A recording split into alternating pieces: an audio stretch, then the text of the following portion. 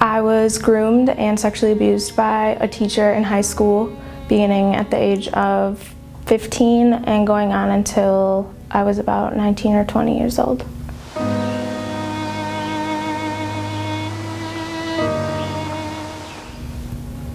The abuse I experienced as a teenager impacted me in a variety of ways, which includes repressed memories. There's a lot that I don't actually specifically remember, which is really hard when you're trying to move on and heal. My brain responded in the fight or flight mode, and it was mostly flight, so there isn't a lot of solid memories that I have, but it has affected my relationships with others, the way that I communicate, the way that I put trust into people, and it's definitely taken a lot of time.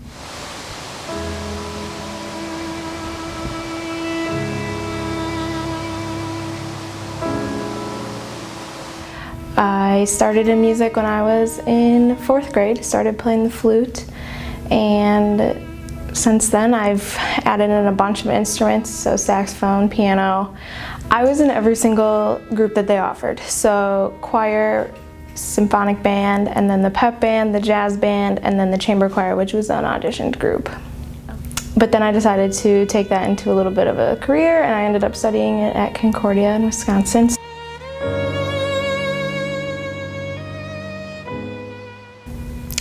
When I sat down with the school leaders, it's hard to say whether or not I felt believed, because honestly, I think when you believe someone, you want to take action. So it was really hard for me to decide, like, when they were sitting there listening, did they truthfully believe me, or was it them trying to make me be quiet or get me to move on? I guess I didn't feel believed.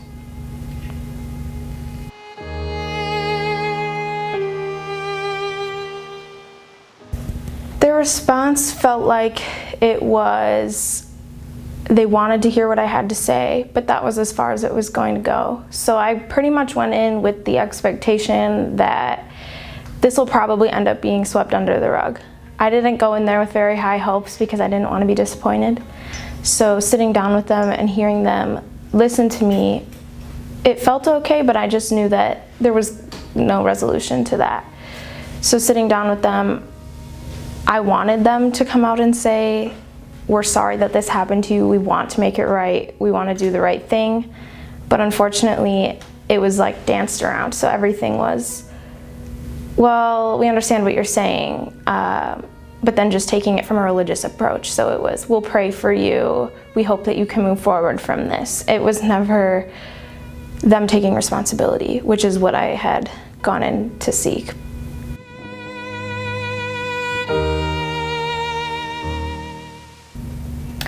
My goal of sitting down with the school leaders was that they would fire Matthew from his position, or I guess in the very least address it to him or to the board or whoever it needed to be made known to.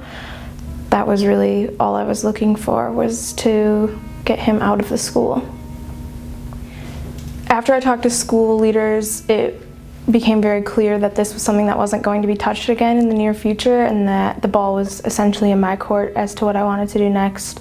So after sitting down with them, it was told to me that this did not fall upon deaf ears, and we heard everything you're saying.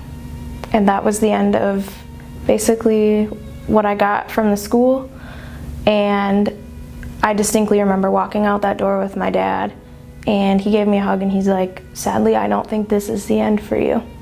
This doesn't seem like it's gonna bring you the closing and the healing that you might need it to.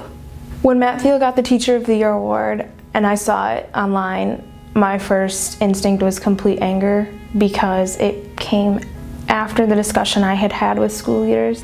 So this was something that people had knowledge of and decided to move forward and praise him for anyway, which was aggravating, to say the least, I think. And I think the worst part is that if I would have kept quiet, had I not come forward, he would still be teaching, and he would still be getting the endless praise from people that everyone thinks that he deserves.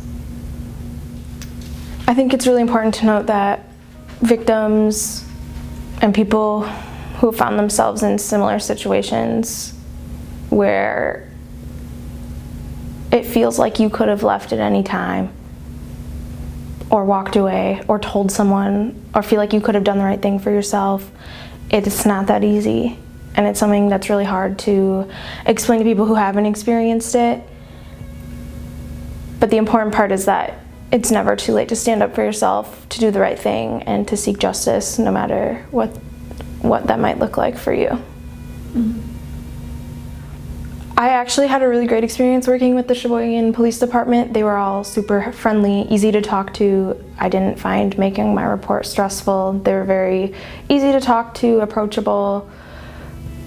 It was sort of intimidating, I think, merely because talking to those people made it real, made it scarier in a way that the knowledge and the memories that I had were no longer just mine. They were shared with people, and so I'm really grateful for all of their help that they did for me. And I think despite the outcome that I had with the district attorney, I would still say that I appreciate all of their support, because there wasn't a moment that I talked to them that I didn't feel like they didn't believe me. I definitely feel like the responsibility in taking care of this has been all me. I didn't receive the help that I needed from the school, and I think it's taken a lot of personal strength to come forward and talk about things that were secrets, things that I kept locked up in a secret part of my brain, I guess, for too long. Things that I didn't feel comfortable telling family or friends.